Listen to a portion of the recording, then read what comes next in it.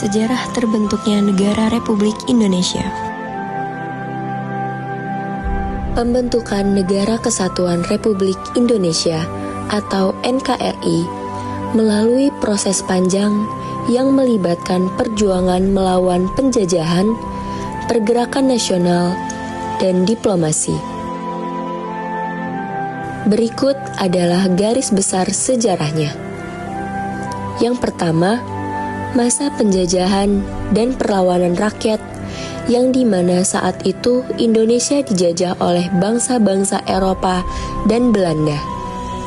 Yang kedua, kebangkitan nasional yang dimana mulai lahir organisasi-organisasi pergerakan seperti Budi Utomo dan Serikat Islam.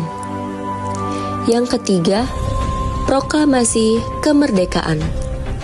Yang keempat, sidang PPKI dan pembentukan Negara Kesatuan Republik Indonesia. Yang kelima, konflik dan diplomasi pasca kemerdekaan.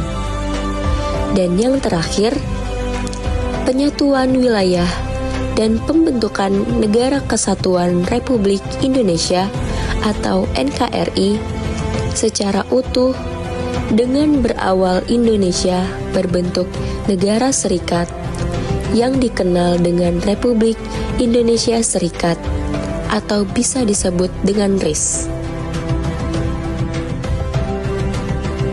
Selanjutnya, konsep NKRI dalam Undang-Undang Dasar 1945 UUD 1945 membahas berbagai materi untuk menjelaskan konsep Negara Kesatuan Republik Indonesia. Berikut adalah aspek-aspeknya. Yang pertama, bentuk negara dan pemerintahan. Pasal 1 ayat 1 UUD 1945 secara tegas menyatakan bahwa negara Indonesia adalah negara kesatuan yang berbentuk republik. Contoh konkret penerapan pasal ini adalah dari struktur pemerintahan. Yang pertama ada pemerintahan pusat, yang kedua ada pemerintahan daerah, yang kedua nilai-nilai persatuan dan kesatuan. Yang ketiga, tujuan dari Negara Kesatuan Republik Indonesia. Yang keempat, sistem hukum. Dan yang terakhir, NKRI sebagai negara kepulauan. Selanjutnya adalah masalah separatisme. Separatisme adalah tindakan yang dilakukan oleh seseorang, sekelompok orang, atau komunitas yang berada pada kesatuan besar dengan tujuan untuk memisahkan diri dan untuk mendirikan negara atau bangsa yang merdeka. Berikut adalah penyebab dari separatisme. Yang pertama, kesenjangan ekonomi.